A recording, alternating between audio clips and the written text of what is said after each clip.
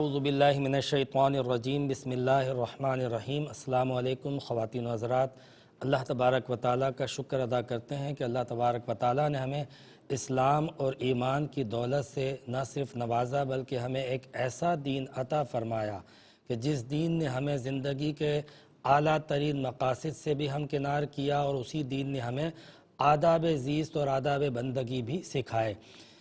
دین اسلام ہمیں ہر چیز کا سلیقہ سکھاتا ہے، ہمیں کیسے کھانا ہے، کیسے پینا ہے، کیسے اٹھنا بیٹھنا ہے، کیسے لوگوں سے تعلقات قائم کرنے ہیں، تجارت کیسے رکھنی ہے، سیاست کیسے رکھنی ہے، معیشت و معاشرات سے لے کر ایک دوسرے سے انٹریکشن کے طریقے، ہر چیز ہمیں دین اسلام نے سکھائی۔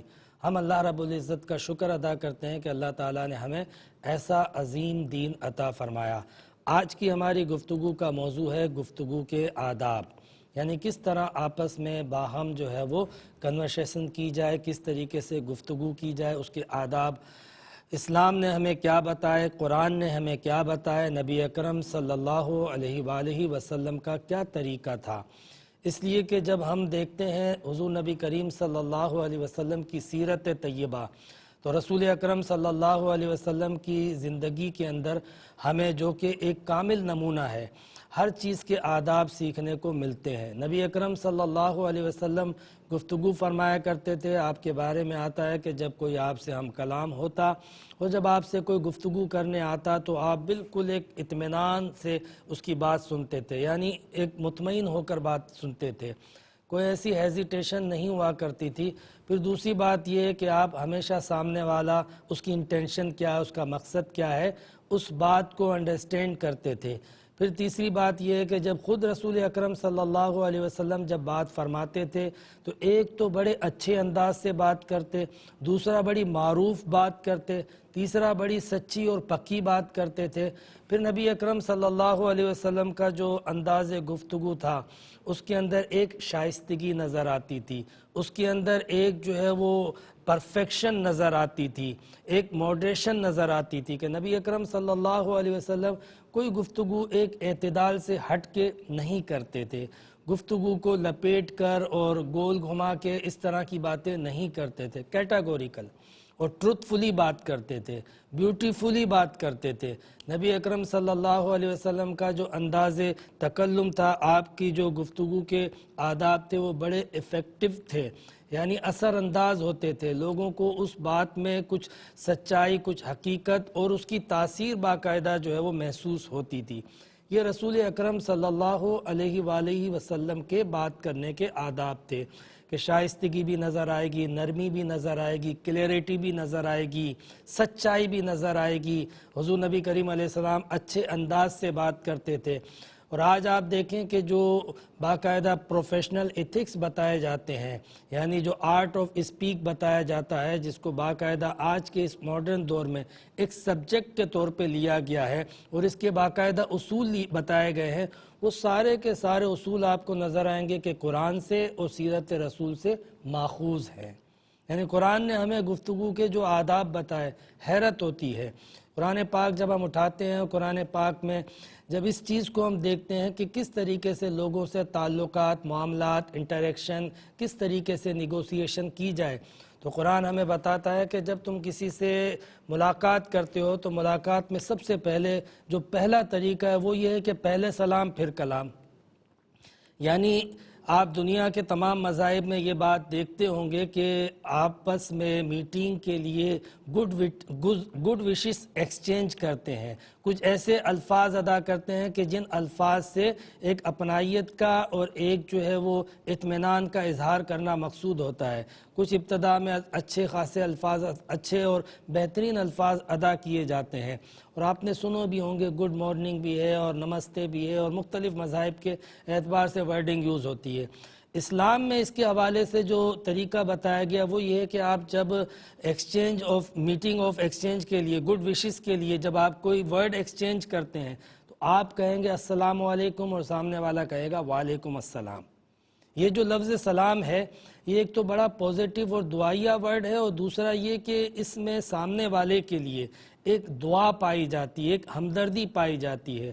اور اللہ تبارک و تعالیٰ کے اسماء میں سے بھی یہ ایک اسم ہے سلامن، اور ہم اس کا ورد بھی کرتے ہیں سلامتی کے لیے، یا سلامو یا سلامو. تو یہ ہم آپس میں جب مسلمان ایک دوسرے سے ملاقات کریں تو ہمیں سب سے پہلے بات چیت کرنے سے پہلے سلام کا حکم دیا گیا ہے.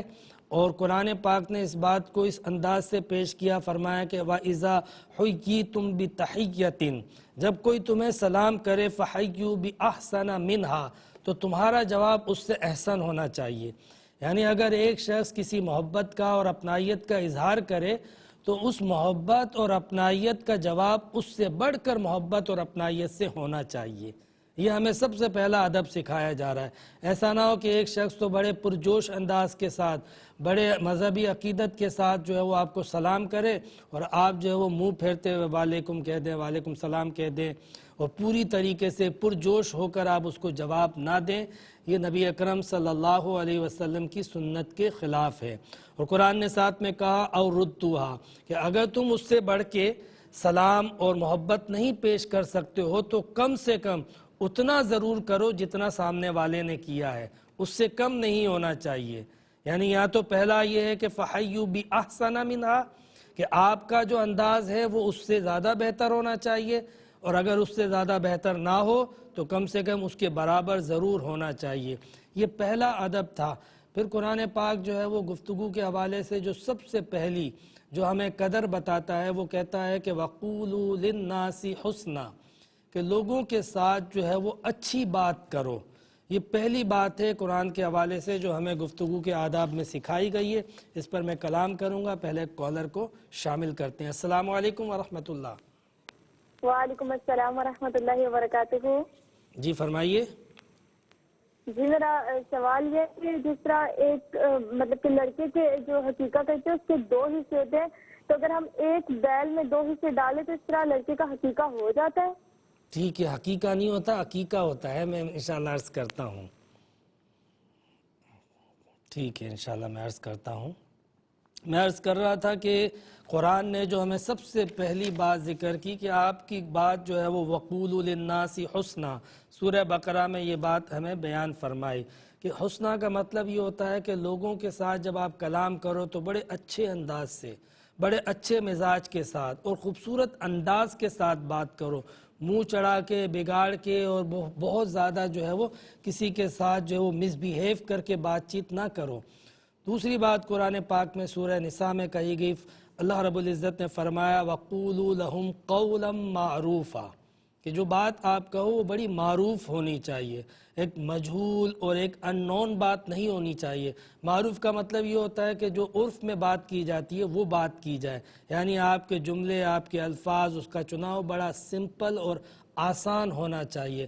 ایسا نہ ہو آپ مشکل بات کہو یا ایسی اجنبی بات کہو جو اس عرف کے بالکل اگینسٹ ہو، اس عرف کے، اس معاشرے کے، اس سوسائٹی کے رسم و رواج اور افہام و تفہیم کے بالکل برخلاف ہو. میں انشاءاللہ عرض کرتا ہوں. ایک کالر کو مزید شامل کرتے ہیں. السلام علیکم ورحمۃ اللہ. وعلیکم السلام ورحمۃ اللہ.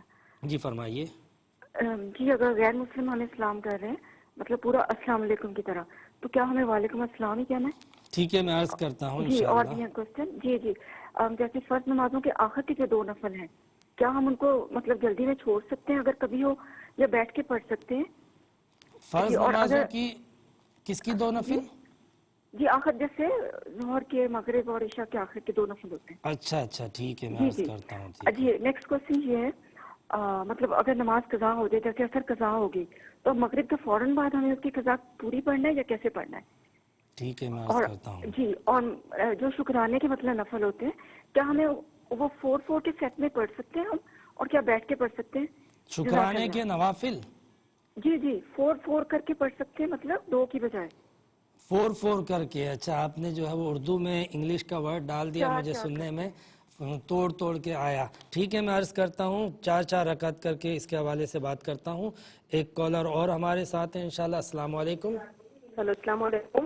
جی مفتی صاحب 3 سوال ہیں. پہلا سوال یہ ہے کہ اگر ہم کھانا کھا رہے ہوں، اس دوران کوئی سلام کر دے تو کیا ایسا سلام کا جواب دینا واجب ہوتا ہے؟ ٹھیک ہے. اور دوسرا سوال یہ، اگر کسی خاتون کو کوئی غیر محرم آ کے سلام کرے تو کیا اس سلام کا جواب دینا واجب ہوگا یا نہیں؟ ٹھیک ہے. اور لاسٹ یہ کہ چھوٹے بچے جو سلام کرتے ہیں گھر میں آتے جاتے، کیا ان کے سلام کا بھی جواب دینا واجب ہوتا ہے؟ ٹھیک ہے انشاءاللہ عرض کرتا ہوں میں. ماشاءاللہ موضوع سے متعلق کافی سوالات آئے ہیں اور اس پر بھی ہم جوابات بھی دیں گے اور موضوع پر بھی بات کریں گے، لیکن اس سے پہلے ہم لیتے ہیں ایک مختصر سا بریک. آمدید خواتین و حضرات، میں عرض کر رہا تھا گفتگو کے آداب کے حوالے سے قرآن پاک کی دوسری آیت میں نے آپ کے سامنے پڑھی تھی اور انشاءاللہ اس کی تفصیل بھی آپ کو بیان کروں گا، لیکن پہلے ایک کالر کو شامل کرتے ہیں. السلام علیکم. السلام علیکم. السلام علیکم. وعلیکم السلام. جی میرے مفتی صاحب، میرے یہ سوال تھا آپ سے کہ میں نماز میں بہت زیادہ بھول جاتی ہوں، پھر نماز میں واپس سرے سے شروع کرتی ہوں، تو یہ ڈبل ہو جاتا ہے میری نماز. اور صبح کا نماز یہ میں قضا پڑھتی ہوں نا، اکثر مجھ سے قضا ہو جاتا ہے فجر کی.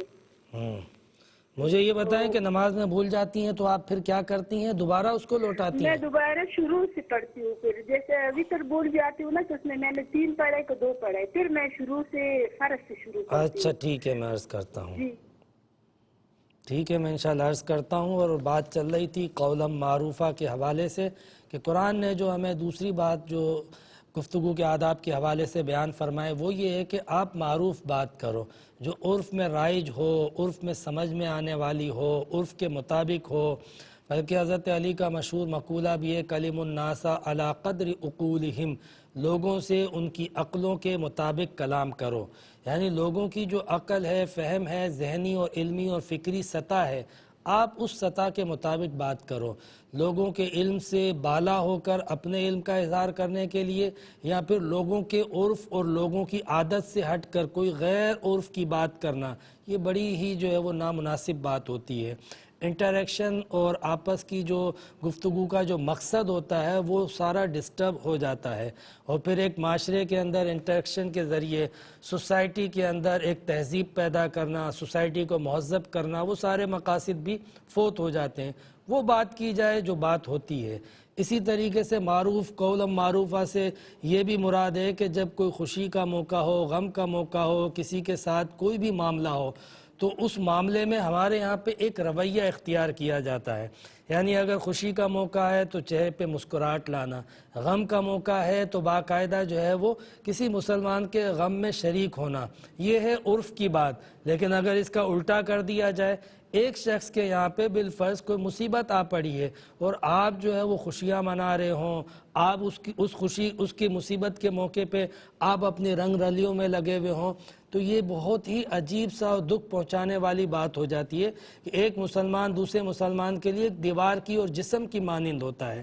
تو اس لیے مسلمان سوسائٹی میں عرف یہ ہے کہ کوئی بھائی پریشان ہے تو دوسرا مسلمان بھائی بھی اس کے اوپر اس پریشانی کے اثرات نظر آتے ہیں، محسوس ہوتے ہیں، ایک غم کی کیفیت ہوتی ہے. لہٰذا عرف یہ ہے کہ مسلمانوں کی خوشی میں خوش ہونا، شریک ہونا، مسلمانوں کے غم میں غمزدہ ہونا، یہ عرف ہے. اس عرف سے ہٹ جانا جو ہے وہ معروف اور عرف کے خلاف بات ہوتی ہے. دوسری ایک بات میں نے دیکھا کہ نبی اکرم صلی اللہ علیہ وسلم جب گفتگو فرماتے تھے تو آپ کی گفتگو اتنی سمپل اور سادہ ہوتی تھی کہ عرف کے لوگ اور اس وقت کے لوگ سمجھ لیتے تھے، اور اتنی ڈیپلی ہوتی تھی کہ اس کے بعد میں زمانے میں آنے والے لوگ تحقیق اور ریسرچ کے بعد اس کے مزید معنی لیتے تھے. یعنی ایسا نہیں ہے کہ بعد کے لوگوں کی رعایت کی اور عرف کی رعایت نہ کی، اور عرف کی رعایت کی تو بعد والے کی نہ کی. یہ آپ کی گفتگو کے اندر کمال تھا. میں انشاءاللہ عرض کرتا ہوں ایک مزید کالر کو شامل کرتے ہیں. السلام علیکم. السلام علیکم. وعلیکم السلام. جی فرمائیے گا. سر میری والدہ کہتی ہیں کہ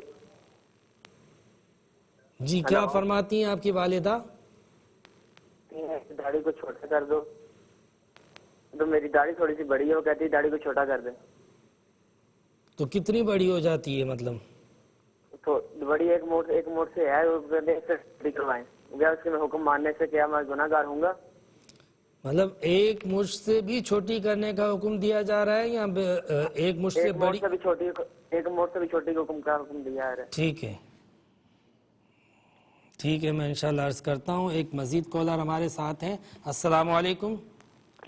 وعلیکم السلام. جی فرمائیے فرمائیے. مجھے یہ پوچھنا ہے کہ ہمارے ہاں ایک نان مسلم پرسن ہے تو وہ اسٹاک مارکیٹ میں پیسہ لگا رہے ہیں، بقول ان کی کہ وہ کرنسیوں کا کاروبار کریں گے اور کیا ہم ان کے تھرو یہ پیسہ لگا سکتے ہیں؟ انویسٹمنٹ کرنی ہے یا کیا لگانا ہے؟ کیا کہہ رہی ہیں؟ اسٹاک مارکیٹ میں کیا کرنا ہے؟ وہ کرنسیوں کا بزنس کریں گے اور انویسٹمنٹ کرنی ہے، اور ہم جب چاہیں ہم اپنا پیسہ نکلوا بھی سکتے ہیں اور ہمیں ویکلی پروفٹ بھی ملے گا۔ آپ کا سمپل سوال کا خلاصہ یہی ہے کہ کوئی شخص ہے، وہ چاہے جو بھی ہے، کیا ہم اس کے ساتھ جو ہے وہ اسٹاک مارکیٹ میں انویسٹمنٹ کر سکتے ہیں کہ نہیں، یہی سوال ہے؟ جی بالکل، وہ نان مسلم ہے۔ ٹھیک ہے، وہ ٹھیک ہے، بالکل میں عرض کرتا ہوں۔ ایک مزید کالر ہمارے ساتھ ہیں۔ السلام علیکم ورحمۃ اللہ۔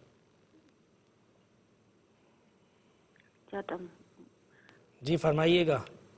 جی بھائی، میں جب نماز پڑھتی ہوں نا تو میری نمازی نماز کے آگے آ جاتی ہے تو میرا سجدہ نہیں ہو پاتا ہے۔ کیا آگے؟ چادر؟ نہیں، نمازی میری پوتی، ٹھیک ٹھیک ٹھیک، بیٹی کی بیٹی جو ہے نا، وہ تو میرے سجدے نہیں کیے، پھر کیا اس کے لیے مجھے دوبارہ نیت باندھنی پڑے گی یا پھر وہ جیسے آپ بتا دیں؟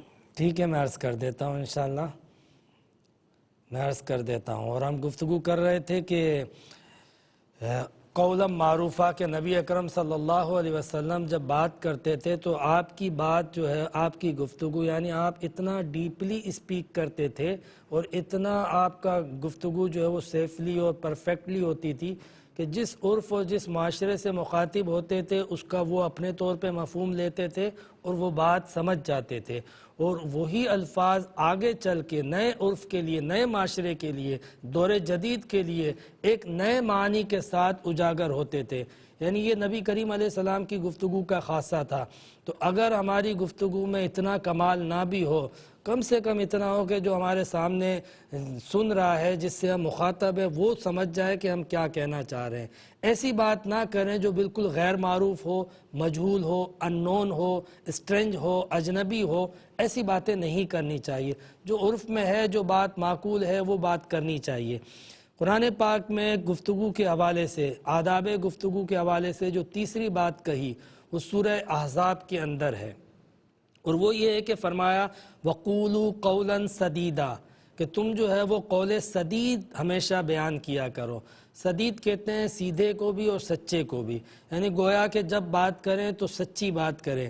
اور لفظ سدید کا اگر پرفیکٹ میننگ سامنے رکھیں نا تو اس کا مطلب یہ ہے کہ وہ بات کریں، یعنی بات اتنی اور ایسی کریں جتنی بات ہے، جو اصل بات ہے اس کی بالکل برخلاف بات بھی نہ کی جائے، اور اگر اصل بات میں تھوڑا سا اضافہ کر دیا یا کمی کر دی، یہ بھی قول سدید نہ ہوگا۔ آپ دیکھیں رسول اکرم صلی اللہ علیہ وسلم جب گفتگو فرماتے تھے تو آپ جو بات فرماتے تھے وہ من و عن وہ ہوتی تھی جو حقیقت میں واقعہ ہوتا تھا، نہ تو اس واقعے کے بالکل برخلاف ہوتی تھی، نہ اس سے کوئی کم و بیش ہوتی تھی۔ بالکل حقیقت میں جو واقعہ ہوتا تھا، جو بات ہوتی تھی، اس کو ویسے ہی آپ پیش کیا کرتے تھے۔ اس کے اندر اپنی طرف سے کسی واقعے کے اندر اضافہ، کسی بات کے اندر اپنی طرف سے کوئی کمی نبی اکرم صلی اللہ علیہ وسلم نہیں فرماتے تھے۔ تو قرآن ہمیں یہ ایجوکیٹ کر رہا ہے کہ ہماری گفتگو قول سدید ہونی چاہیے۔ قول سدید یہ ہوتی ہے کہ کسی بھی بات کو آپ ڈیلیور کریں تو اتنی ہی کریں جتنی ہے، اس کے اندر اپنی طرف سے کوئی جوڑ نہ لگائیں، نہ اس کے اندر اپنی طرف سے کوئی کمی پیش کریں۔ بظاہر یوں لگے گا اور ہم بڑی معصومی سے کہہ دیتے ہیں ہاں یہ میں بھول گیا تھا، اس معصومی کے چکر میں اس بات کا مفہوم ہی بدل جاتا ہے، اس کی حقیقت بدل جاتی ہے۔ یعنی کسی بھی ایک جملے کے اندر سے کوئی لفظ آگے پیچھے کرو، کوئی کمی بیشی کر دو تو پھر اس جملے کا مفہوم، اس بات کی حقیقت کچھ اور ہو جاتی ہے اور بات ہوتی کچھ اور ہے۔ تو ہمارے عرف میں عام طور پہ یہ رویہ اختیار کیا جاتا ہے اس وقت جب کسی کے لیے منفی تاثر دینا ہو اور کسی مثبت چیز کو بھی ہم غلط قرار دینا چاہیں تو اس کے اندر اس طرح کی امینڈمنٹ کرتے ہیں۔ قرآن ہمیں ایجوکیٹ کرتا ہے کہ ایک مسلمان کے لیے اور ایک انسان کے لیے یہ زیبا نہیں ہے، کسی مہذب معاشرے کے لیے، کہ وہ قول سدید سے ہٹ کے بات کرے۔ جب بھی بات کرے جو بات ہے اصل وہ بات کرے، جو بات نہ ہو وہ بات نہ کرے۔ اب غلط بیانی سے اجتناب کرنا چاہیے۔ گویا کہ یہ انسان کی سیرت پر بھی اس حوالے سے اثر انداز ہو جاتا ہے کہ انسان کے قول و فعل میں تضاد نہ ہو، علم و عمل میں تضاد نہ ہو۔ بالکل اسی طرح جب کوئی خبر دی جا رہی ہو، اس خبر کے اندر بھی یہ انتہائی ضروری ہے کہ آپ جس چیز کی بھی خبر دو تو ویسی ہی دو جیسی وہ تھی، اس میں اپنی طرف سے کوئی تبدیلی، کوئی ترمیم، کوئی امینڈمنٹ، کوئی ریپیل، ایسی کوئی چیز نہیں ہونی چاہیے۔ اسی طرح گفتگو کے آداب میں سے ایک اور آیت سورہ نساء کی ہے، میں انشاءاللہ پیش کروں گا، لیکن اس سے پہلے ہم ایک کالر کو شامل کرتے ہیں۔ السلام علیکم۔ وعلیکم السلام سر، کیا حال ہے؟ آپ کی دعا، اللہ کا شکر ہے۔ سر یہ ایک میرا مسئلہ ہے، یہ مسئلہ بہت سنجیدہ ہے، اسے ذرا مزید وضاحت کے ساتھ جو بیان کر دیں۔ ٹھیک ہے انشاءاللہ، آپ سنیے گا پھر جواب بھی۔ جی سر، مسئلہ یہ فرض کرے اگر گندم کا ریٹ 1400 روپے ہے جی تو وہ نقدانہ ریٹ 1400 روپے، جی ایک آدمی آتا ہے کہ یار مجھے 4 ماہ کے کارے پارنا گندم چاہیے، جی اگر میں اسے دے دیتا ہوں 1700 روپے مان فی مان، اگر وہ 1400 اور 1700 کے بیچ میں جو 300 کا فرق ہے 3 ماہ کارے کی وجہ سے، وہ سود کے زمرے میں آئے گا یا کاروباری زمرے میں آئے گا؟ اس کے علاوہ ٹھیک ہے، ایک میرے پاس بھینس ہے، وہ ایک آدمی آیا، وہ کہتا ہے کہ 2 لاکھ روپے کی بھینس جو نا وہ مجھے دے دو، میں 1 ہفتے بعد آپ کو پیسے دوں گا۔ جی اس کے بعد ایک آدمی اور آیا، وہ کہتا ہے کہ 2,25,000 کی آپ مجھے دے دیں تو میں آپ کو 3 مہینے بعد پیسے دوں گا۔ اگر وہ جو 2 لاکھ اور 2,25,000 3 ماہ کارے کی وجہ سے 25,000 روپے کا فرق ہے، وہ کسی کاروبار کے زمرے میں آئے گا یا سود کے زمرے میں آئے گا؟ اچھا، آپ کی گفتگو جو ہے نا دوسرے سوال کے اندر اس میں تھوڑی کنفیوژن ہے کہ کیا اسی بھینس کی بات کرتے ہیں جس کو آپ نے پہلے ادھار پہ 2 لاکھ کی بیچی تھی، اب دوسرا شخص اس کو 2.25 لاکھ کی خریدتا ہے، تو آپ پہلے بیچ چکے تھے نا؟ نہیں، وہ پہلے جو وہ بحث ہے نا، وہ ایک آدمی کہتا ہے کہ میں آپ کو 1 ہفتے بعد پیسے دوں گا، تو 2 لاکھ کی آپ مجھے دے دیں، 1 ہفتے بعد پیسے دوں گا۔ ٹھیک ہے، میں نے اسے نہیں دی، پھر ایک آدمی اور آیا، وہ کہتا ہے کہ آپ 2,25,000 کی مجھے دے دو، وہی بحث ہے۔ کلیئر ہے، میں انشاءاللہ عرض کرتا ہوں، لیکن ابھی ہم لیں گے ایک مختصر سا بریک اور پھر ملتے ہیں، اس کے بعد جوابات کو کنٹینیو کریں گے۔ خواتین و حضرات، اب انشاءاللہ ہم آخری سیگمنٹ ہے، اس میں آپ کے سوالات کے جوابات دیں گے اور پھر آخر میں جو ہے وہ مختصر سی گفتگو جو ہے وہ وائنڈ اپ کریں گے، اور بات یہیں سے شروع کرتے ہیں۔ سب سے آخری جو سوال تھا، یہاں سے ہم آگے بڑھیں گے کہ یہ بھائی نے ذکر کیا ایک تو گندم کے حوالے سے اور دوسرا بھینس کے حوالے سے، یعنی انہوں نے کوئی چیز باقاعدہ سیل کی ہے، صرف فرق یہ تھا کہ 1400 روپے من، خیر اب تو 14، 15، 16، 1700 روپے من بھی نہیں ملتی گندم، ساری سٹوک ہو گئی ہے، لیکن یہ بھائی بتا رہے ہیں کہ 1400 روپے والی من گندم میں نے 1700 میں بیچی، اور بھینس جو ہے وہ پتہ نہیں کتنے کی تھی، 1.5 لاکھ کی تھی، 2.25 لاکھ کی تھی، پہلے ان کو 2 لاکھ کا آفر آیا، پھر 2.25 لاکھ کا آفر آیا، لیکن کریڈٹ پر انہوں نے سیل آؤٹ کر دی۔ تو اس میں کوئی حرج ہے کہ نہیں ہے؟ سود میں تو نہیں آتا، یہ سود میں نہیں آتا، اس میں کوئی حرج نہیں ہے، یعنی یہ حرام نہیں ہے۔ ہوتا یہ ہے کہ آپ نے جب کوئی چیز بیچی ہے، یہ آپ کی ثوابدید پر ہے کہ آپ کیش بیچتے ہیں یا اس کو تھوڑی سی جو ہے وہ آپ رعایت دیتے ہیں پیسوں کے معاملے میں۔ نبی اکرم صلی اللہ علیہ وسلم نے بعض مرتبہ کریڈٹ پر چیزیں پرچیز کی ہیں۔ اب یہ ہمارے معاشرے کی تھوڑی سی زیادتی ہے کہ کریڈٹ کا بینیفٹ لے لیتے ہیں، تو اتنے ریٹ نہ بڑھائے جائے، وہ مناسب نہیں ہے۔ باقی رہا کہ ایک چیز کا ریٹ پہلے طے ہو گیا 2.25 لاکھ روپے، اب وہ 1 ہفتے بعد دیتا ہے، 1 مہینے بعد دیتا ہے، 1 سال بعد دیتا ہے، اس کے ریٹ میں کوئی تبدیلی نہیں آ سکتی۔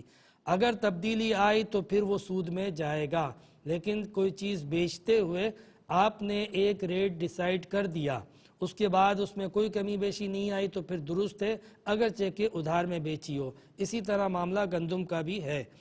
اس کے علاوہ ہم سے بہن نے سوال کیا تھا کہ ان کی نواسی جو ہے وہ اکثر جو ہے وہ نماز میں سجدے کے وقت سامنے آ جاتی ہے، تو میں کیا کروں؟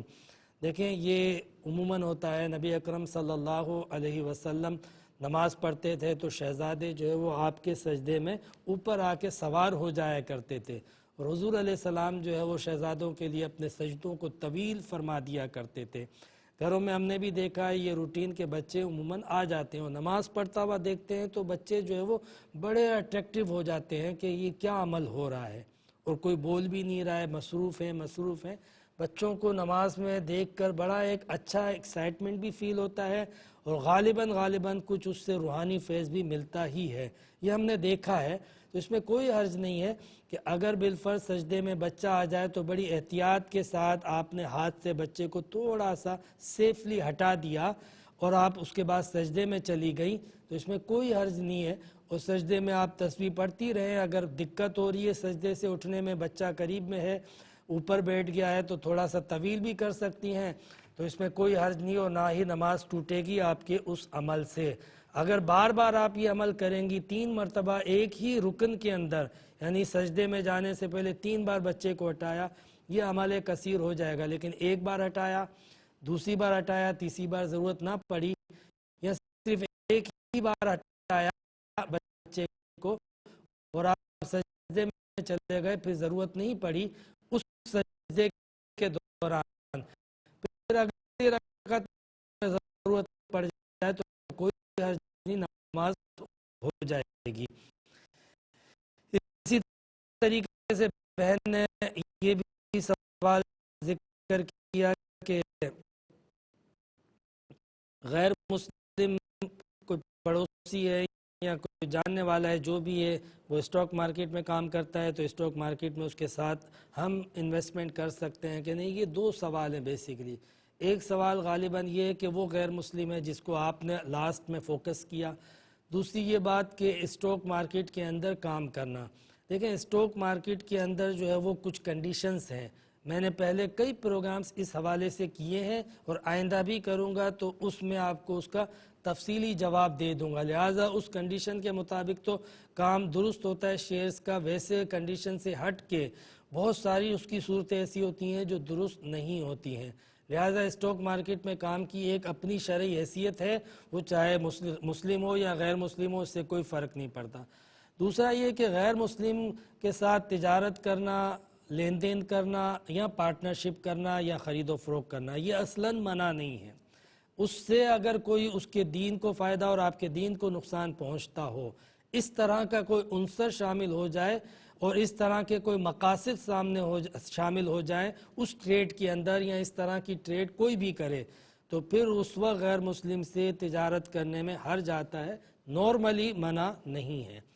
یہ بھائی نے ہم سے پوچھا کہ والدہ نے حکم دیا ہے داڑھی چھوٹی کروانے کا, اور یہ نہیں ہے کہ داڑھی ایک مشت سے زیادہ بڑھ گئی ہے تو حکم دیا ہے, بلکہ وہ ایک مشت سے بھی چھوٹی کروانے کا حکم دے رہی ہیں. تو اس معاملے میں کیا کروں؟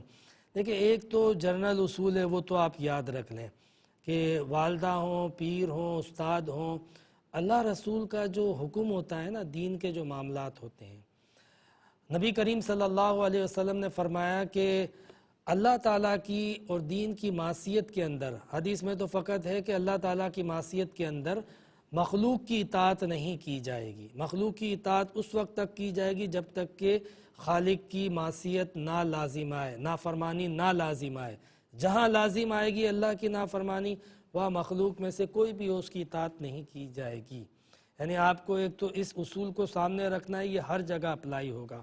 داڑھی کا مسئلہ اس کے حوالے سے ایک تفصیل ہے, اور یہ کوئی تفصیل جو ہے وہ سیکٹیرین یا کوئی ایسی خود ساختہ نہیں ہے, باقاعدہ ائمہ کا اجتہاد ہے کہ داڑھی رکھنا سنت ہے, اور ایک مشت رکھنا جو ہے وہ اس کو بعض لوگوں نے سنت موقدہ اور بعض لوگوں نے واجب قرار دیا ہے. اکابرین امت نے سنت موقدہ ہی قرار دیا ہے. آپ ایک بات یاد رکھیں, جب 2 حکم آپ کے سامنے آ جائے اور ان میں سے زیادہ اہم ہو اس کو اخذ کر لیا جائے. ظاہر سی بات ہے کہ نبی کریم علیہ السلام کی سنت موقدہ ہو یا غیر موقدہ, اس کی ایک اہمیت ہوتی ہے. تو بڑے اچھے انداز سے بزرگوں کا عمل سامنے رکھتے ہوئے, ان کی عادت کو, ان کے دینی جذبے کو سامنے رکھتے ہوئے والدہ کو آپ سمجھائیں, اور جھڑکیں نہیں, اور یہ نہ کہیں کہ آپ جو ہے وہ فسق و فجور کا حکم دیتی ہیں, آپ یہ کہتی ہیں, اس طریقے سے نہ سمجھائیں, بلکہ احسن انداز سے. والدہ ہیں, ان کے ذہن میں بھی کوئی اولاد کا نفع مقصود ہوتا ہے, اور آج کا جو ایک بے دینی کا سیکولر معاشرہ ہے, سوسائٹی ہے, میڈیا کے ذریعے جس طرح کے رجحانات پنپ چکے ہیں, اس میں اس طرح کا مائنڈ سیٹ بن جاتا ہے. اگرچہ کہ اللہ کی محبت پھر بھی دل میں ہوتی ہے, ایسا نہیں ہوتا کہ دین کی محبت نہیں ہوتی ہے, لیکن آج کل جس طریقے سے دین کو بدنام کیا جاتا ہے, دینی روایات کو, دینی اقدار کو آج کل جس سازش کے تحت بدنام کیا جاتا ہے, اس سے اس طرح کا منفی مائنڈ سیٹ ہو جاتا ہے. لہٰذا ہمیں ضرورت ہے کہ ہم احسن طریقے سے کنونس کریں اور جھڑکیں نہیں, اور اصول یہی ہے کہ ہم جو ہے وہ خالق کی نافرمانی میں کبھی بھی مخلوق کی اطاعت نہیں کریں گے. یہ بہن نے سوال کیا کہ نماز میں بھول جاتی ہوں اور پھر مجھے اکثر بار بار نماز پڑھنی پڑتی ہے، بار بار نماز پڑھنی پڑتی ہے۔ یہ آپ کے سیٹسفیکیشن پر ڈیپینڈ کرتا ہے کہ آپ دوبارہ سے نماز پڑھنے سے مطمئن ہوتی ہیں اور پڑھ سکتی ہیں تو پڑھیں۔ لیکن اگر بالفرض آپ کو رکعتوں میں کسی طریقے سے کوئی کنفیوژن ہو رہی ہے تو غالب گمان جو آپ کا ہے آپ اس کو چوز کر سکتی ہیں کہ میرے دل پہ جو غالب گمان ہے وہ یہ ہے کہ 3 ہوئی ہیں 2 نہیں ہوئی ہیں، تو آپ اس کو ترجیح دیں، اور اگر 2 ہوئی ہیں یہ آپ کا غالب گمان ہے آپ اس کو ترجیح دیں۔ انشاءاللہ تعالیٰ یہ انسان کا دل جو ہے نا یہ بھی مفتی ہوتا ہے، اور حدیث میں بھی آتا ہے من حاک فی صدرک فترک، جو تیرے دل میں کھٹکے اسے چھوڑ دو، اور جب بھی کوئی معاملہ آئے تو اپنے دل سے بھی فتوا لو۔ تو دل جو ہے وہ باقاعدہ اس کی ایک شرعی حیثیت ہے۔ قبلے کا تعین نہیں ہوتا تو کہا کہ تحرہ کیا جائے، یعنی دل سے پوچھا جائے، تو دل جس رخ کو مانے اس رخ کو سجدہ کیا جائے، نماز پڑھی جائے اور قبلہ بنایا جائے۔ تو کئی موقعوں پر اللہ تبارک و تعالیٰ کے حبیب نے ہمیں اس بات کا حکم دیا ہے۔ بالکل اسی طرح اس مسئلے میں بھی جو غالب گمان ہوتا ہے اس کو آپ ترجیح دے کر اپنی نماز کو قائم کر سکتے ہیں، اور چاہے تو آخر میں اطمینان کے لیے مزید یہ کہ سجدہ صاف کر لیں، تو آپ کو دوبارہ پوری نماز نہیں پڑھنی پڑے گی، لیکن آپ پڑھ سکتی ہیں، اور آپ کو سیٹسفیکیشن ہی تبھی ہوتی ہے جب آپ دوبارہ پوری پڑھتی ہیں، یا کبھی کبھی ایسا ہو جائے کہ بالکل نہیں پتہ چلتا ہے کہ کون سی رکعت ہے، تو ایسی صورت میں پھر ٹھیک ہے آپ پوری نماز دوبارہ پڑھ لیا کریں۔ بہن نے ہم سے یہ بھی پوچھا کہ نماز فجر جو ہے وہ میرے سے اکثر قضا ہو جاتی ہے، اللہ تبارک و تعالیٰ معاف کرے، آپ کا جذبہ اپنی جگہ پر ہے، اس جذبے کے لیے آپ اللہ تعالیٰ سے دعا بھی کریں، اللہ تعالیٰ سے دعا کریں، ریکویسٹ کریں کہ مجھے فجر میں اٹھا، مجھے فجر میں اٹھا۔ اور کہتے ہیں کہ اگر جس کے ساتھ ایسا ہوتا ہو تو وہ سونے سے پہلے نماز فجر میں اٹھنے کی دعا اللہ تعالیٰ سے کرتے ہوئے اور آخر میں یہی بات اپنے دل میں رکھتے ہوئے سوئے تو یقیناً فجر میں اس کی آنکھ کھل جاتی ہے۔ آنکھ کھل جائے پھر آپ کو پڑھنی چاہیے۔ تو اس کے لیے تھوڑی سی فجر کی نماز کے لیے تڑپنا پڑے گا اور تھوڑا سے اللہ تعالیٰ سے دعا کرنی پڑے گی۔ تو حدیث میں آتا ہے من جدہ وجدہ، آپ جس کی کوشش کرو گے اس کو پا لو گے۔ ہمیں تھوڑی کوشش میں کہیں کمی رہ جاتی ہے، اس لیے وہ چیز ہم اس چیز سے محروم ہو جاتے ہیں۔ ہمیں تھوڑی اپنی سی تڑپ اور بڑھانی ہے، کوشش اور بڑھانی ہے۔